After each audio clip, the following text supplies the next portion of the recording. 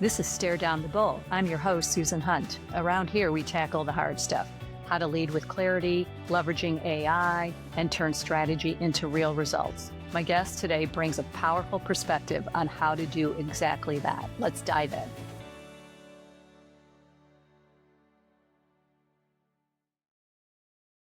Welcome to Stare Down the Bull. I'm Susan Hunt, your host. Today on Stare Down the Bull, I'm joined by my friend and one of the best enterprise sales professionals I've ever worked with, Tony Janusky.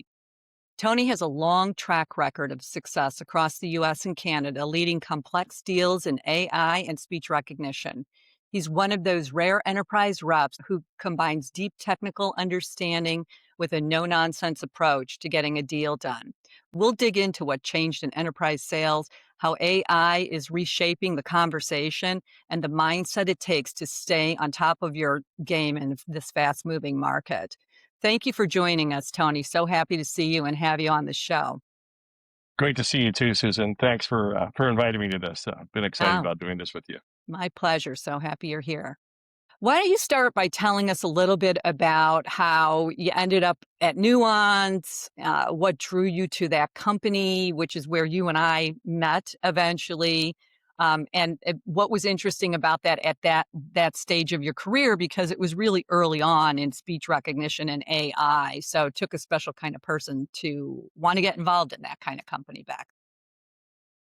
Yeah, that's it. It was an interesting time. It was really at the sort of the apex of the first .com bubble, I guess, if you will. Yes. And I've been working with a really great company that was originally a smaller Toronto-based firm called CallPro Canada, and we were in the Octel and VMX messaging space. And those two messaging platforms began to emerge with toolkits to do early IVR Yeah. front ending for companies. You may remember that. And so, as CallPro grew and we grew through integration, and ultimately we're acquired by IBM Canada, we started to look at other ways of creatively interacting, and we began to kick the tires of speech technology. And we actually vetted a couple of different speech engines internally: SpeechWorks, Nuance, Locus Dialogue, Philips, to name a few. Remember back that far. I do. And we chose Nuance, and we began to work with the company who was about to IPO. So that's how small they were. And, through the acquisition of that company, as I previously mentioned, some things began to change in terms of its operationability and focus in the market. And so I had an opportunity to go to the Nuance conference that year, and was frankly shocked at how many attendees there were in 2000 or late 1999 that were interested in this new technology and the new way of interacting. And I was kind of bitten by the bug, honestly. I thought this is really going to be a game changer in the marketplace at some point, if it becomes globally usable. So I decided to leave, and I joined Nuance in 2000, and I was there almost 17 years. So it was a great experience. But I believe I was employee 360 something not too long after they IPO'd. So it was a great time to be there. Yeah, it was. It definitely was. We had that East Coast, West Coast thing going on. You guys were out of Stanford, and SpeechWorks was out of MIT. Yeah. It's funny, I didn't actually realize that you and I both started basically at the same time at opposite ends of the spectrum on the companies. So we were both there, and we both started in 2000. What would you say one of your biggest achievements at Nuance, when you were there, was? Because I used to hear your name everywhere. It used to aggravate the hell out of me because we both sold telco, and I was like, oh, that Tony, he's really a trouble. Yeah. Well, you're welcome. You were a tough competitor. You really were. Good. I'm glad to hear I was even back then.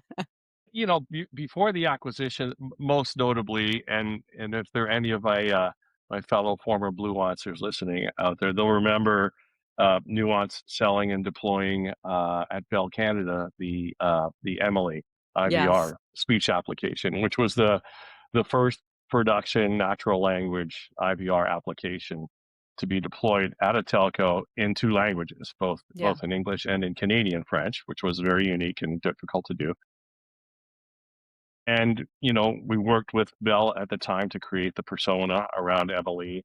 And it was an interesting time, and arguably maybe a bit ahead of its time. I know some of the senior management that came afterwards weren't necessarily a big fan because the journalists were slagging it and saying that this was difficult to interact with, or people weren't going to warm to it, and they were so accustomed to calling 310 Bell at the time and Yeah. punching touchstone. Um, Having said that, it was wildly successful and overachieved all of the business metrics Bell ever hoped to accomplish with it.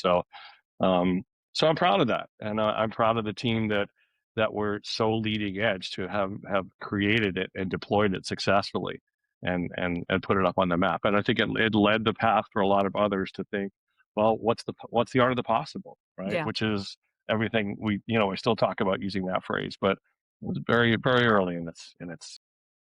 Yeah, well done. That was really great. For our viewers, the way that things worked was Speechworks was an East Coast company. Nuance was a West Coast company. Nuance was a kind of a typical West Coast company who focused mostly on tech.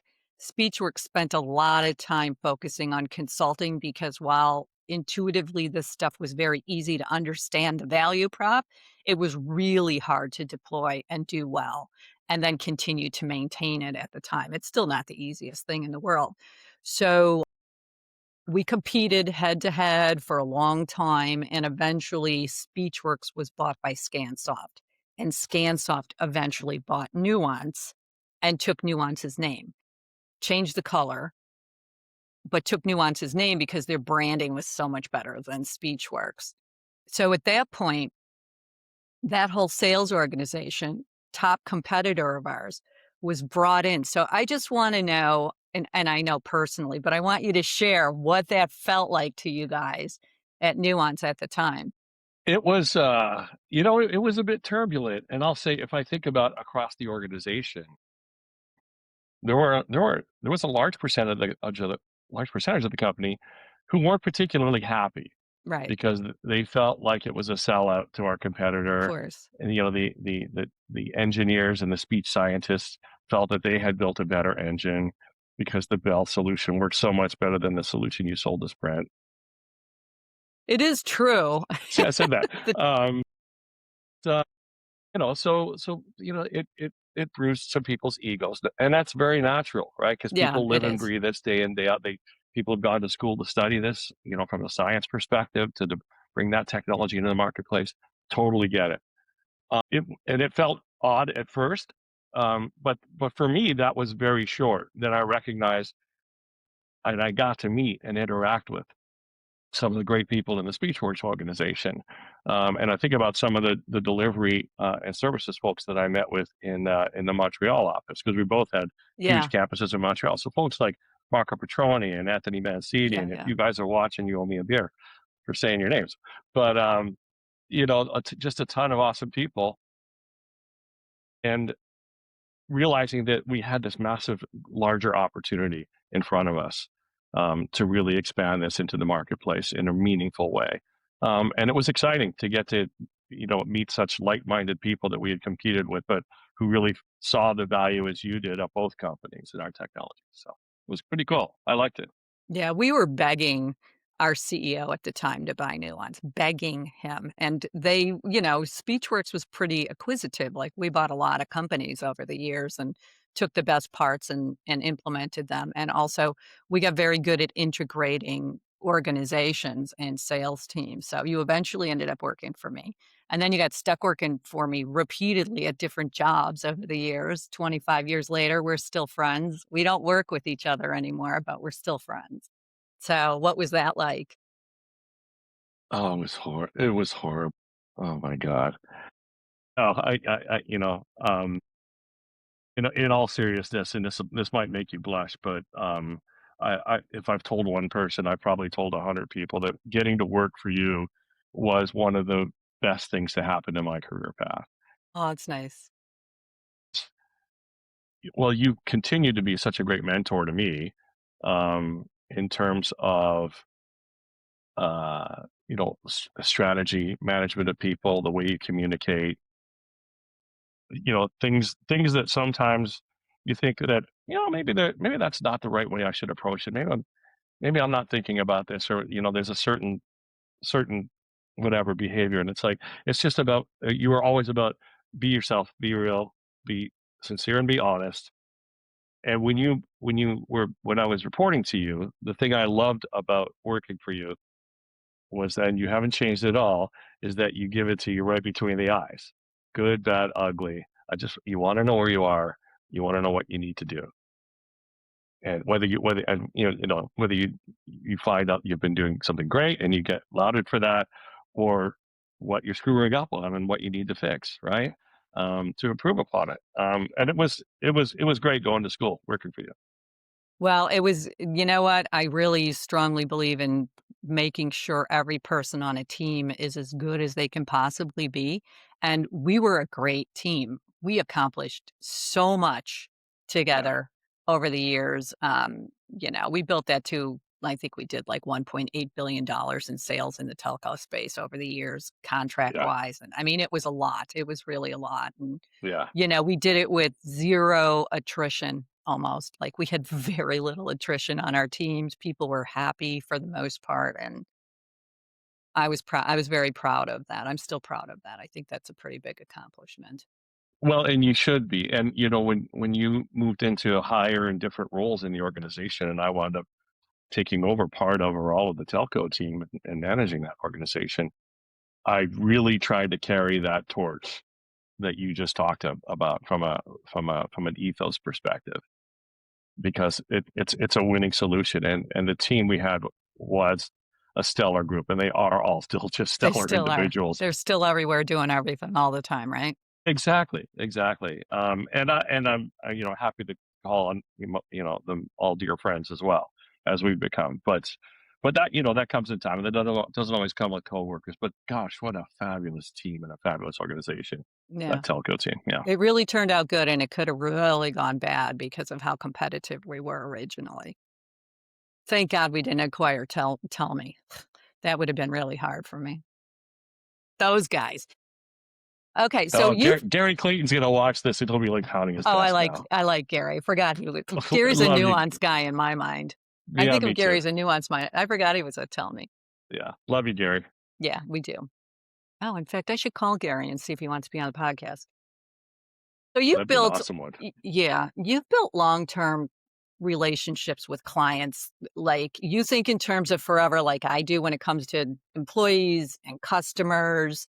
Can you just give, especially the salespeople that are watching this, a little bit of an idea of the importance of that, how you do that, how you continue to maintain those relationships after all of these years, and really what the value of that is? I mean, if you plan to be in this space and working till you're as old as you and I are, and this is really talking to the people who might be a lot younger than we are, you need to foster those relationships. It's part of what will continue to feed you and give you business success. But more, it's much more than that.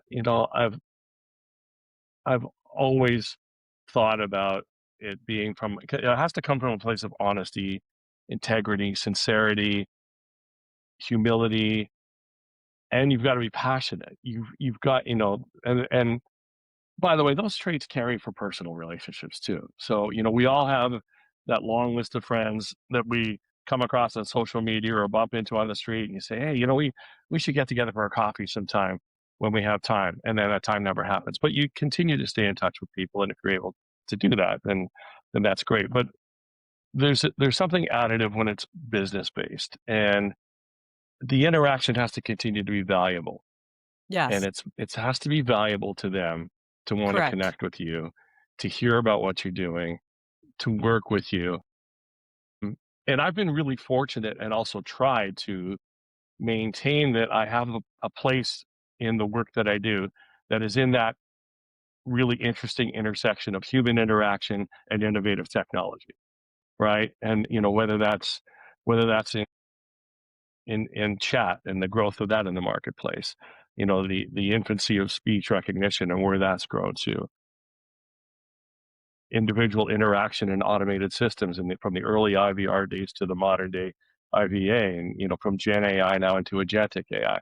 those are all very fascinating things. And I would like to think that the people that I've stayed in touch with might want to stay in touch, might want that because they might be interested in where I'm Right. going next and what that Yes. company's doing, because I'm very careful. I try to be very careful about where I work that has those Yes. things that are interesting, because those are very interesting to me. That's what fires me up and gets me out of bed every day, is that we've got this technology that I think is the best in the marketplace, perhaps, whatever that is, that that can solve a business problem for an individual, and to be able to talk to them about that, but to talk to them from a place of honesty and integrity, to say, maybe it's not what you need, but here's how it's working for some other folks, and you might want to think about that for your company to solve some of the problems you have. So it really comes from that, and I think you need to be sincere in and also somewhat regular in the outreach. And by regular,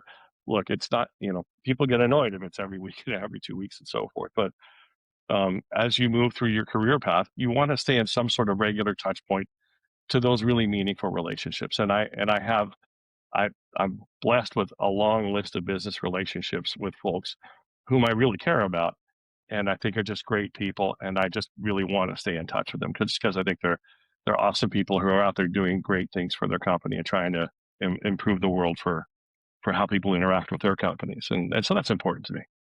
I think if you boil it down to the simplest terms, why people are willing to stay in touch with you, it's because you bring them a gift every time you show up. You do not show up and be like, listen, I need to sell this to you.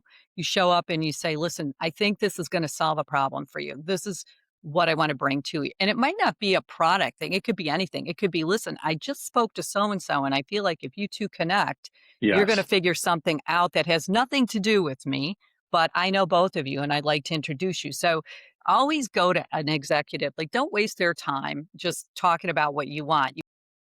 Have to bring something to the table each and every time. And if you do that, they know that the conversation with you is going to be value based and probably highly enjoyable. If you're just going to ask for stuff, money every time you talk to someone, you won't have a very long relationship with them. that's a great point for me to actually to double click on, and we may be talking about this later. But when you think about approaching new relationships with executives, do your homework, do your Yeah. research. What are they involved with in their communities? What else are they involved with in their business? And see if there's something you can do to add value to help them and so forth. We know, you and I together know so many great people like Judy Spitz, who are doing work Yeah. that's awesome, and that's so broad and so different than the work that she was doing when she had her career at Verizon. And to introduce people, to connect people like that with other people who have the same sort of initiatives, it's a great thing, right? Yeah. And that's the challenge with the complexity of the social networks and LinkedIn and so forth, is people sometimes are challenged with, how do I find someone who can help me with this? How do I find someone who's following the same path or can help me? It's just about that. And I think that there's more value in that than anything. I absolutely agree. Absolutely agree. So everyone faces challenges. Can you share a time in your life when you really had to stare down the bull, since that's the name of this podcast? How did that experience shape your personal and professional life?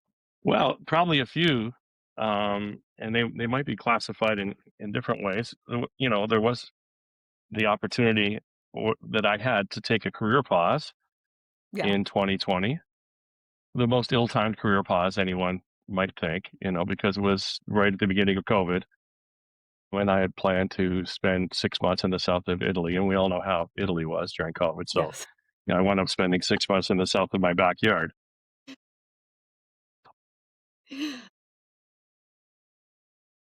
But in hindsight, it was a great time to take that year off, just from a personal perspective. And this is not business at all, but very challenging on my personal life. Some things were unraveling in my life that needed to change. It gave me the opportunity to not be so busy with work, that I could take the time to think and give myself clarity of thought about what was truly important, my daughter, my home life, all of those sorts of things, and Yeah. where I needed to focus. And it was also a gift of time. So I was happy about that. And I actually have a mini podcast or blog, I guess, that I put on LinkedIn at the time that I came back from it, and highlighted what I thought was valuable about it. And it's still true. And if anyone wants to find it on LinkedIn, you just go under my posts, you'll see it. I think the other business oriented one, Susan, would be there were there were there was twice at my most recent memory where I worked with companies. You get to a point sometimes where it just no longer feels right. Yeah. The company's going in a different direction. You don't see eye to eye with leadership, perhaps, or what have you. You're not sure that there's an opportunity for it to be remedied, at least for you. They're changing a direction. It's different for you. And so I had two of those. And I think it came, and so I made the choice to leave those companies, and I consciously made that choice. They were always difficult, of course, as you think about, well, there's an income there and there's a check Right. being sent to me and all this sort of stuff. But it's really about, am I doing the work that I really want to do? Am I happy about the work that I'm doing? Is this advancing me? Is this advancing? Am I getting to work with my network of contacts and doing the kind of work in the space that I want to do?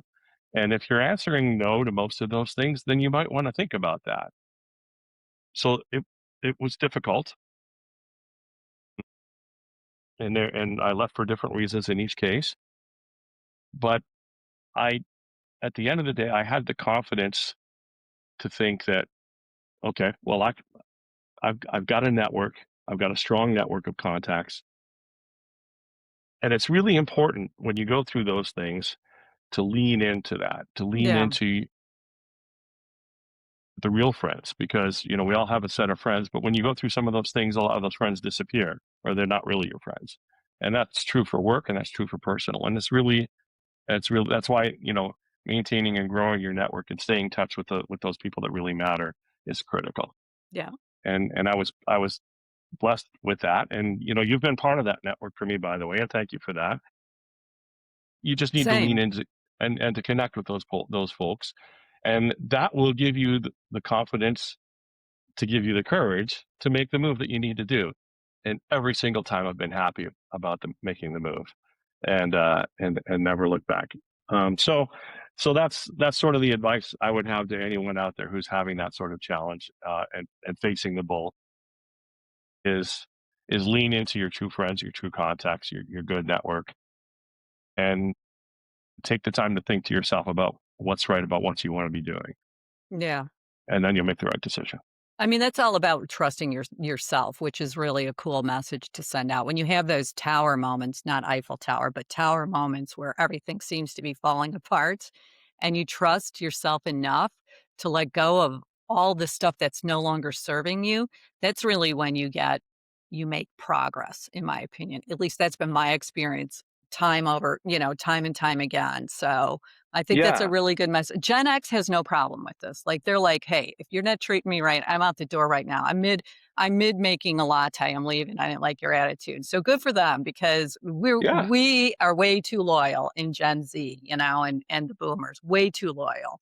And once you do that, it makes a big difference in your ability to do it again if you need to and realize making good moves for yourself personally is Well, you really just have to do it important. once. Yeah, you Do just it have to do it once, once, then you can do it anytime you want, and honestly. you realize it comes from you're left with a place of strength, Yeah, exactly. and it's a great feeling. It's a Yeah, really great feeling. it Yeah. really is. Yeah, congratulations. You've had a big glow up over the last, few years. I know you're personally very happy, and, Well, yeah. I'm very happy for you on that, so Thank you. Thank you. good to see for sure. So Yeah. you're working with a consulting company in Canada.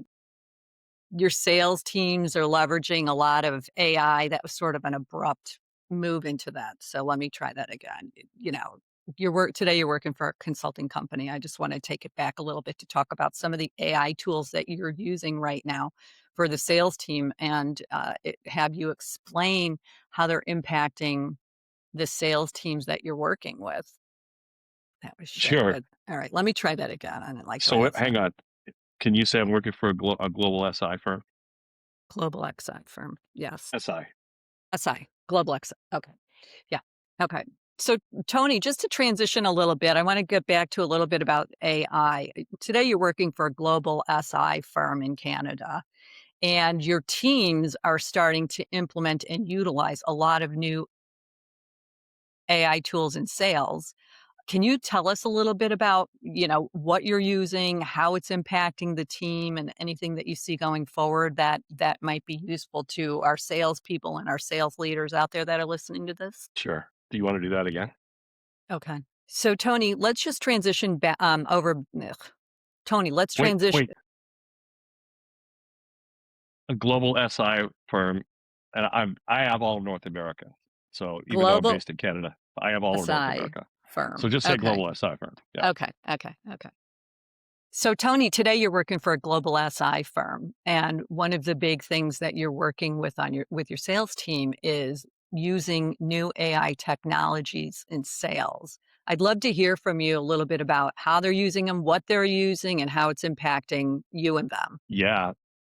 A really hot topic, obviously. Yeah, And I think that before I get into what some of the great tools are, I think it's really important to just, lead into the message on embracing AI. yeah, Everybody talks about, oh, AI is going to take our jobs and so forth. And listen, first of all, in our space, we sell a lot of AI. We have to sell AI. That's the changing technology of the way CX is going to be able to move forward and is moving forward. But from a sales perspective, I'm an old dog salesperson, but embracing these tools is a game changer in terms of your productivity and your level of intelligence and your ability to connect with people in a meaningful way. And if you don't embrace it and don't leverage it, you're going to be left behind. yeah. And it doesn't matter what gen you come from. So you really have to step in on this, and I would encourage anyone to do so. So in our organization, we use a lot of fairly standard tools. I'll say. For example, we use Salesforce, but we Yeah. also leverage the AI suite from Salesforce, and a lot of enterprises do. We use LinkedIn Navigator, still a great tool for understanding contacts and profiles and building out org structure. It helps a good degree with buying propensity in some regard, but not very strongly. And so there's some other tools I'll talk about. One of the tools we've really embraced deeply is ChatGPT, Yeah. and we've got an enterprise version of it. You're able to work within that tool to create some profiles and scripts of the way you want to search for things to bring forth information that's meaningful. So if you're trying to do research on companies, if you're trying to do research on some of those senior executives on what they're all about, and we talked about this earlier on finding things that they're interested in, and so Yeah. that you have something to bring them of value, and how many levels of value can you bring to that dialogue and that conversation. The research you can do on ChatGPT is incredible. It's far more powerful than a search engine like Google, and I think most people know that now.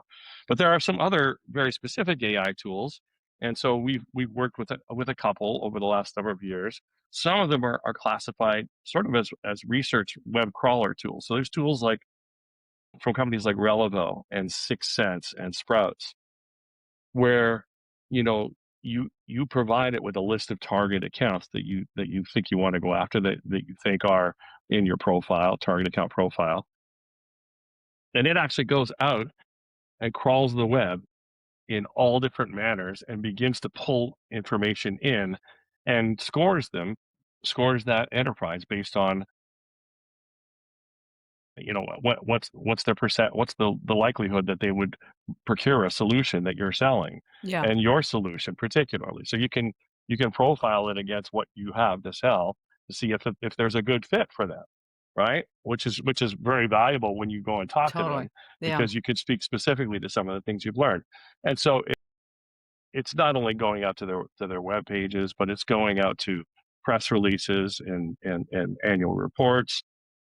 It finds out, when key people have made speaking engagements, what they've said, things that people are posting on Wow. LinkedIn, on social media. It goes everywhere and pulls all of that stuff in, and then weights it and scores it. So So those are great tools to have in an enterprise if you're doing that sort of prospecting. And then there's other org/relationship tools. There's organizations like Connect the Dots and 100 Handshakes and so forth that help you understand the relationship of contacts within other contacts within that organization. So these really help with things like MedPick, which is a classic tool salespeople have used.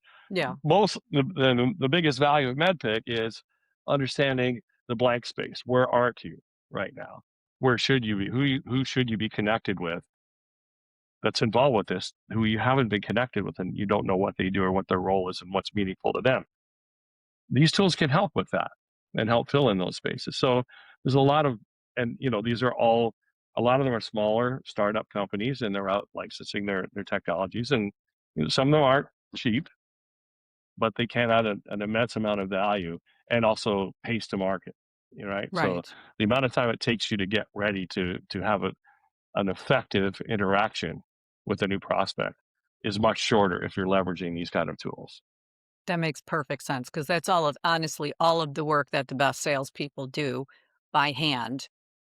They read the annual report. They figure out, when I've talked about this on other podcasts, they figure out what the CEO's imperatives are for the year. Then they map their sales products to those imperatives before they Yeah, walk in the door. And then they can say, I know this is what you need to achieve for your CEO this year. This is what our product can do to help you to get there. So if you've got tools that can do that, that's awesome. And the connect the dot stuff, the best salespeople know how to connect the dots. They know how to connect their board members to people within the organization to some of their other contacts, and get that 100%. flow of strategy conversation going within all of these different contexts to figure out how to get a deal closed. So that's Yeah, all very important, that if you could get that done in a shorter period of time, then you can spend more time on the actual strategy of what you're going to say when you talk to these people and how you're going to connect that information together for each one of these people in a meaningful way. That's awesome. 100%. 100%, Susan. That's, you take the output from all of those tools and pull it all together, and you've got a really rich fabric of information Yeah. to make the decision about how you want to approach that. And honestly, that's really hard stuff to teach salespeople. And there's nowhere for them to go to learn that right now. We No, we had professional sales training when we were coming up. If you worked for a big company, you would literally go and go into a professional sales program to learn how to actually sell, to learn how to do strategy. There's nobody doing that anymore. What they're doing is you go into an organization, they teach about their product, and then they throw you out in the street, and you got to learn the hard way. But if these tools can help you, then you're well, ahead of the game. that's an Excuse interesting me. thing, and maybe I could double click on that because it's a bit of a pivot back to the old school guy, Yeah, lady it is. style of selling, because that's also valuable, and that's something that still you can't get that from an AI tool. No, And I would encourage particularly young sellers coming into the marketplace to go out and get some traditional selling technique training totally. on person to person, because ultimately it doesn't matter whether it's a 9 or 10 figure business deal, or whether you're buying a car or what it is. People still buy from people.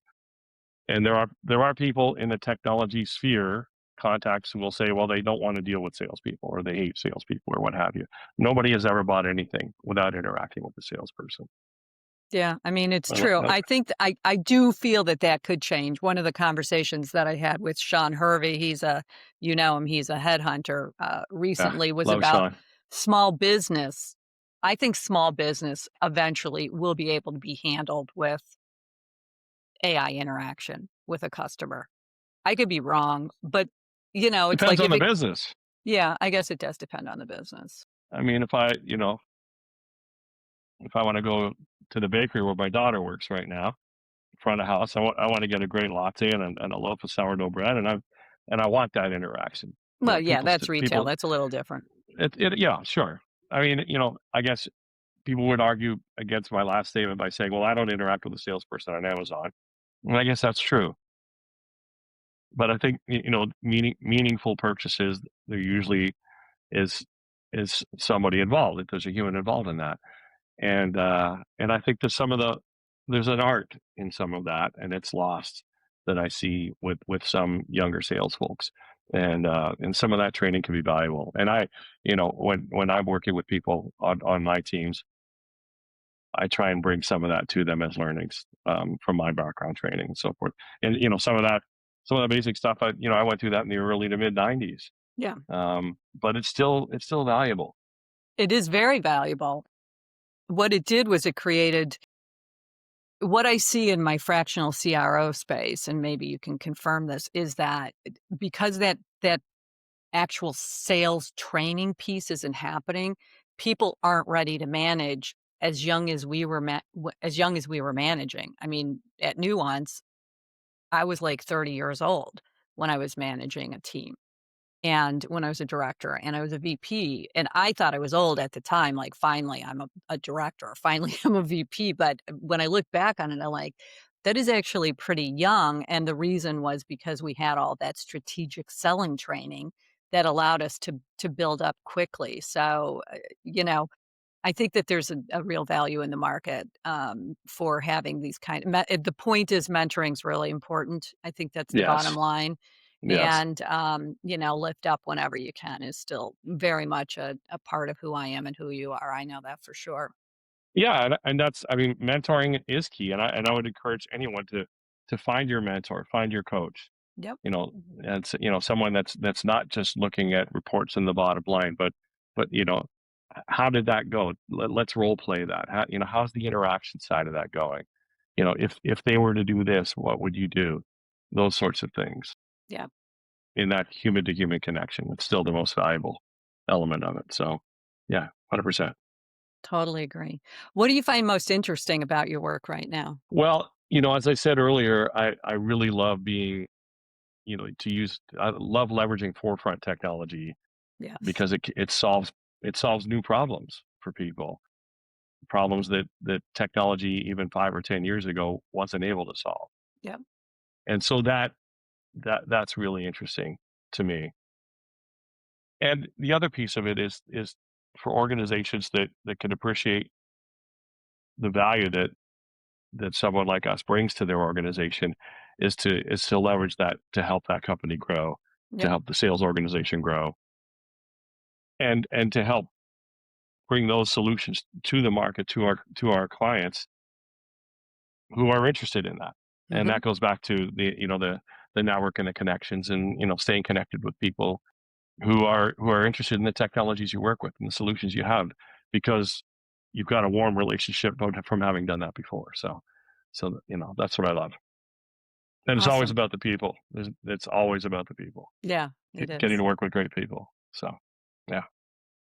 Well, listen, Tony, thank you so much for joining Stare Down the Bull. If anybody wants to have a further conversation with either one of us, you can hit us up on LinkedIn for sure. We're both on there. Would be happy to continue the conversation or help or mentor or whatever you need. So have a great day, and thank you for joining Stare Down the Bull. Thank you, Susan. Thanks, everyone. Thank you for listening to Stare Down the Bull. If today's conversation sparked new ideas, share it with a colleague and keep the momentum going. The future belongs to leaders who act, so subscribe and join us again next week.